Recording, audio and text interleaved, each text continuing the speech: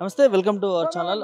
ఇవాళ రాష్ట్రంలో ఒకవైపు ప్రభుత్వం విజయోత్సవాలను మాట్లాడుతూ ఉంది, ఇంకోవైపు నిరుద్యోగులు మాకు అన్యాయం జరిగింది, Geo 29 సంబంధించి ప్రభుత్వం మమ్మల్ని ఆదుకోవాలి, లేకపోతే దీనిపైన తీవ్ర పరిణామాలు ఉంటాయని చెప్పి కూడా హెచ్చరికలు జారీ చేస్తున్నటువంటి పరిస్థితి చూస్తూ ఉన్నా. ఇదే అంశంపైన మాట్లాడితే మనతో మాట్లాడేందుకు విద్యార్థి నాయకుడు జనార్దన్ అయితే ఉన్నాడు. చెప్పండి బ్రదర్, ఏంది మళ్ళీ Geo 29 తెరపైకి ఎందుకు తీసుకొచ్చారు? ఒకవైపు ప్రభుత్వము మేము మా పాలన బ్రహ్మాండంగా ఉంది, విజయోత్సవాలు చేసుకుంటా ఉన్నామని చెప్పి చెప్తా ఉంది.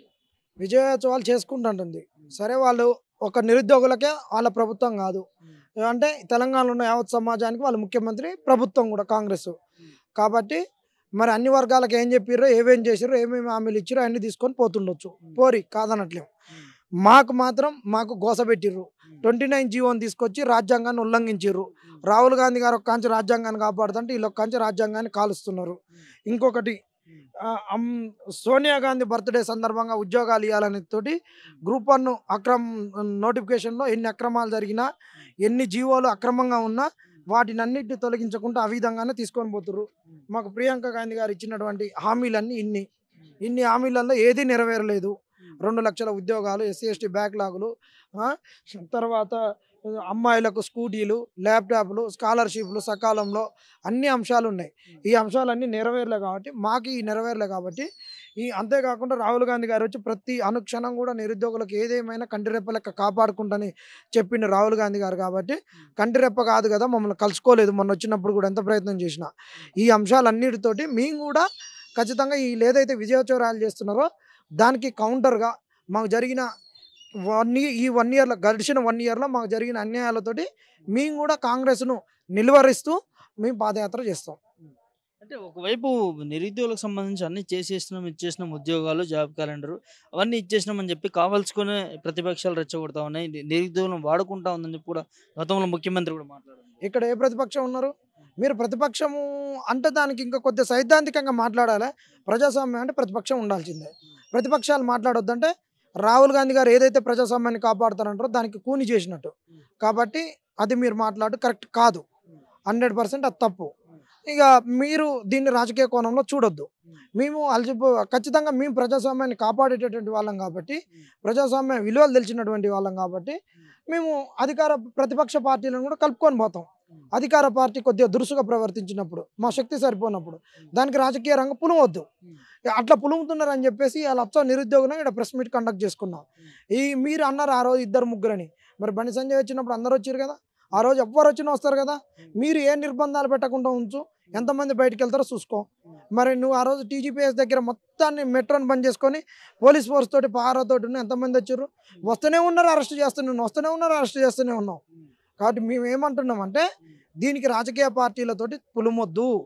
ఓడొచ్చి మాతోటి రాజకీయాన్ని చేయట్లేదు, మేము పోయి వాళ్ళకేదో ప్రచారం చేయట్లేదు, మీకు ప్రచారం చేసినట్టు ఎన్నికల్లో వాళ్ళకి ప్రచారం చేయట్లేదు, వాళ్ళని గెలిపియమని అనట్లేదు. మీరు ఉంటే రాజకీయ కోణాలు, మీరు రాజకీయ పార్టీలకు కొన్ని కుట్రలు కుతంత్రాలు ఉంటాయి. మీరు ప్రతిపక్షంలో ఉన్నప్పుడు ఏ విధంగా కుట్రలు చేసిరో వాళ్ళు ఇప్పుడు అట్లే చేస్తున్నారంటే మీరు చేసినటువంటి పని వాళ్ళ దాంట్లో మీకు కనిపించవచ్చు. మీ అద్దం ముఖాలు ఒక్కొక్క దాంట్లో ఒకళ్ళు అద్దం అవుతారు, ఒకళ్ళు ముఖం అవుతారు. వాళ్ళ పనిని మీ గుణాలను వాళ్ళలో మీరు చూసుకోవచ్చు, అవలక్షణాలన్నీ. కానీ అవలక్షణాలను మాకు ఆపాదించొద్దు. మేము చేస్తున్నటువంటిది, మేము లేవనెత్తినటువంటి అంశము, ఉద్యమం అన్నీ కూడా రాజ్యాంగ విలువలను కాపాడే విధంగా ఉన్నాయి. కాబట్టి వాటిని మీరు గ్రహించి వీటిని మీరు ఏదైతే తప్పులు చేశారో వాటిని సరిదిద్దుకోమని కాంగ్రెస్ పార్టీకి మేము విన్నవించుకుంటున్నాం. ఎందుకు మళ్ళీ 29ని రద్దు చేయాలంటూ బయటకు వస్తూ ఉన్నారు? అంటే ప్రశాంతంగా ఉన్నటువంటి వాతావరణం, ఇప్పుడు ఎలాంటి ఘర్షణ వాతావరణం లేదు, మెయిన్స్ కూడా జరిగిన పరిస్థితి గ్రూప్ 1కి సంబంధించి మళ్ళీ ఎందుకు తీసుకొస్తున్నటువంటి పరిస్థితి? ఎప్పుడు ప్రశాంతంగా ఉంది హైదరాబాదు, ఎప్పుడు ఉద్రిక్తత లేదు. ఎప్పుడు వీళ్ళు నిరుద్యోగులు అనేటోళ్ళు నక్సలైట్లు కాదు, సంఘ విద్రోహక శక్తులు కాదు. ఉద్రిక్తంగా పరిచయం ఇది చేసేందుకు వీళ్ళు ఎప్పుడు చదువుకున్నటువంటి వాళ్ళు రేపు ఉద్యోగాలలో పోయేటోళ్ళు ఉద్రిక్త వాతావరణం ఎందుకు చేస్తారు? ఎందుకు రౌడీలు అవుతారు? ఎందుకు గుండాలు అవుతారు? కాదు కదా, వీళ్ళు ఉద్యోగాలు చేసేటటువంటి వాళ్ళు. ఇక్కడ ఏంటిదంటే నెక్స్ట్ జడ్జిమెంట్ ఉన్నది రేపు. కాబట్టి మేము ఈరోజు ఒక ప్రెస్ మీట్ పెట్టుకున్నాము. ప్రెస్ మీట్ పెట్టుకొని మళ్ళీ అంశాలను పబ్లిక్లోకి తీసుకుపోవాలి, ప్రభుత్వానికి తెలియాలి. మీరు కోర్టులలో కొన్ని కావాలని అంశాలను కౌంటర్స్ ఇవ్వకపోవడం, రిజైండర్లు ఇవ్వకపోవడం ఇవన్నీ చేస్తారు. కాబట్టి అవన్నీ చేయొద్దని ప్రభుత్వానికి ఒక్కసారి విన్నవించడానికే మేము ఇది పెట్టుకున్నాం. ఏం చెప్తావు బ్రదర్? ఇలా ప్రభుత్వ విజయోత్సవాలు అంటా ఉంది, మీరేమో ఇట్లా మాట్లాడుతూ ఉన్నారు. అసలు నిరుద్యోగి కాంగ్రెస్ ప్రభుత్వంలో సాటిస్ఫాక్షన్ ఉన్నాడు. ఏ నిరుద్యోగి కూడా లేడు. ఇక మీరు వచ్చిర్రు ఉద్యోగాలు వచ్చినాయి వీళ్ళకి రాలే కాబట్టి ఇది అదే అని చెప్పొచ్చు, కానీ ఏ ప్రభుత్వం ఇచ్చినా ఇవ్వలేదు. అందుకే కదా మీరు చెప్పింది 30 లక్షల మందికి ఉద్యోగాలు ఇవ్వలేదు, ఆ 2 లక్షలే ఉన్నాయి. రానటువంటి వాళ్ళకి 10 లక్షల వడ్డీ లేని రుణాలు ఇస్తాము, స్వయం ఉపాధి వైపు మళ్ళిస్తాము, సెల్ఫ్ ఎంప్లాయ్మెంట్ జనరేట్ చేస్తామని చెప్పారు కదా. అటువైపు ఏ అడుగులు కదలే కదా. వాటన్నిటిని ఇంకా జనాలలోకి తీసుకొని పోతాం. వాటితోటి మీ పద్ధతులు విజయోత్సవాలు అనేటువంటిది మీరు చేసుకోరి. కానీ మీ విజయోత్సవాలు ఏదైతే మీరు చేసుకునే దాంట్లో మా నిరుద్యోగుల అంశాలు లేవనెత్తుతారో అది మాత్రం పెద్ద దగ, అది మోసము. ఆ మోసాన్ని మేము ఎమ్మటే ఎండగడతాము. మేము వస్తాం, మీరు రారి అమరవీరుల స్థూపం సాక్షిగా ప్రమాణం చేద్దాం. మీరు ఇచ్చిన హామీలు నెరవేర్చిర్రా లేదా, మీరు మమ్మల్ని మోసం చేసిర్రా లేదా, ఆడ అమరవీరుల స్థూపం మీద తడిపట్టతోటి ప్రమాణం చేద్దాం. రారి మీరు రారి మేము వస్తాం. మరి రమ్మని చెప్పరి, రేపు రమ్మని చెప్పరి, మేము ఆడ కుర్చేసి పెడతాం రమ్మని చెప్పి, వాళ్ళు డేట్ పెట్టమని చెప్పి మేము ఒక రోజు ఫిక్స్ చేస్తాం. ఆడొచ్చి మేము తడిపట్టతోటి స్నానం చేసి వచ్చి ప్రమాణానికి మేము సిద్ధం. వాళ్ళని రమ్మని విజయోత్సవాలకు ముందే సవాలే, ఖచ్చితంగా సవాలే ఇది. ఇగో ఇదే ఉన్నది కదా, ఇగో ప్రియాంక గాంధీ గారు ఇచ్చినటువంటి అంశాలే ఉన్నాయి కదా. మేమేం తప్పు చెప్పడం లేదు. వాళ్ళ ప్రియాంక గాంధీ ఇచ్చినటువంటి అంశాలు ఈటీలలో నెరవేరినా లేదా, ఈ కార్డు రేవంత్ రెడ్డి గారి ఇంటికి పంపిస్తా చెప్పమని చెప్పండి. ఎన్ని నెరవేర్చారు ఎన్ని చేయలేదో చెప్పండి. ఇప్పుడు అల్లకెళ్ళి ఒక ఆమె వస్తారు, ఒక ఆమె టల్లట మాట్లాడతారు. అక్క నువ్వు ఆడపిల్ల, నిన్ను గౌరవిస్తున్నాం, రా మీ తమ్ములుగా నువ్వు దసరా పండగ రా, నీకు బట్టలు పెట్టి పంపుతాం, నువ్వు దీపావళికి రా, నోకొని నీకు సారాలు పెట్టి పంపుతాం. కానీ నువ్వేదైతే అంటున్నావో మా ప్రభుత్వం అప్పుడే నెరవేరుతుంది, అప్పుడే చెప్పిందా, మీరు ఒక్కళ్ళే ఉన్నారా, ఇంకా 5 ఏళ్ళు మాకు టైం ఉందని చెప్పక్రి. మీరు టైం బౌండ్ మాకు డిక్లరేషన్స్ ఇచ్చిర్రు, టైం ఫ్రేమ్ తోటి మాకు ఇచ్చిర్రు హామీలు. ఆ టైం ఫ్రేమ్ కాబట్టి అడుగుతున్నాం. 5 ఏళ్ళు 4 ఏళ్ళు మేము ఇప్పుడే పోడు, మా రేవంత్ అన్న ఇంకా 10 ఏళ్ళు ఉంటాడు, 10 ఏళ్ళు చేస్తామంటే మిమ్మల్ని కాదు కదా, ఎవరికి కూడా మేము ప్రచారం చేయకపోదు. ఇది ఖచ్చితంగా మాకు మోసం, దగ నిరుద్యోగులకు.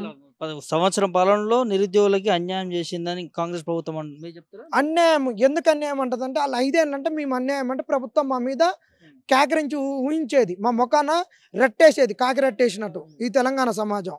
కానీ వాళ్ళు 1 సంవత్సరాన్ని వాళ్ళే టైం బౌండ్ పెట్టారు కాబట్టి వాళ్ళని ఇప్పుడు ఏడ ముఖం పెట్టుకుంటారో పెట్టుకోమను. ఇక్కడ ముఖ్యమంత్రి మాట్లాడుతాం, ఉద్యోగాలు ఇస్తామన్నాం, 60,000 ఉద్యోగాలు ఇచ్చినాం, Group 1 ఎగ్జామ్ నిర్వహించడం, Group 3 కూడా, Group 4 కూడా మా హయాంలోనే నడుస్తూ ఉన్నాయి, సకాలంగా సాగిపోతూ ఉన్నాయి. నిరుద్యోగులకు సంబంధించి ఎలాంటి ఇబ్బంది లేకుండా చేస్తున్న ఒక ప్రభుత్వం ఏదైనా ఉందంటే కాంగ్రెస్ ప్రభుత్వం అని చెప్పుకుంటాం. మరి Group 4 మీద బల్మూరి వెంకట ఆ రోజు కేసు ఏమని ఎందుకు వీడియో పెట్టిండు?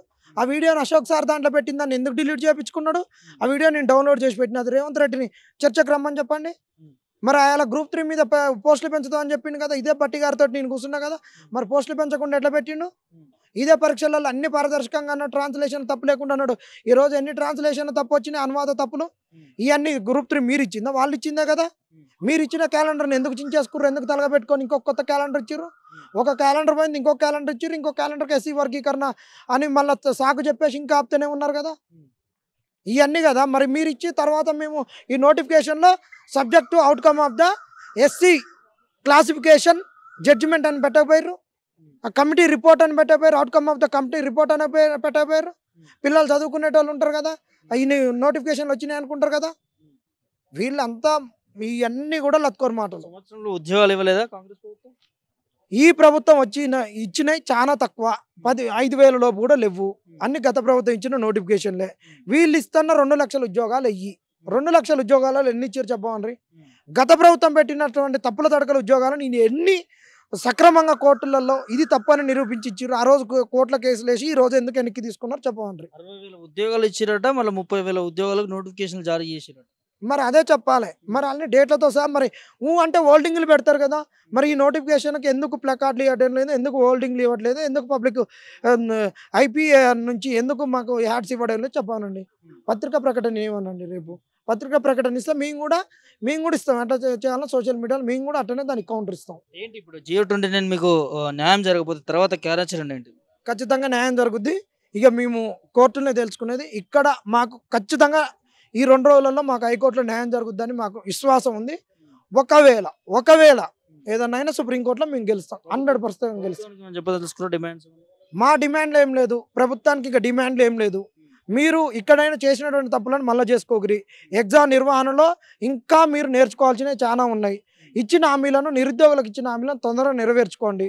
నిరుద్యోగుల వల్లనే నీ ప్రభుత్వం వచ్చింది. నిరుద్యోగులను గోసపెడితే ఖచ్చితంగా మళ్ళీ ఇంకొక 20 ఏళ్ళు తెలంగాణలో కాంగ్రెస్ రాదు, అది రాసి పెట్టుకోరి.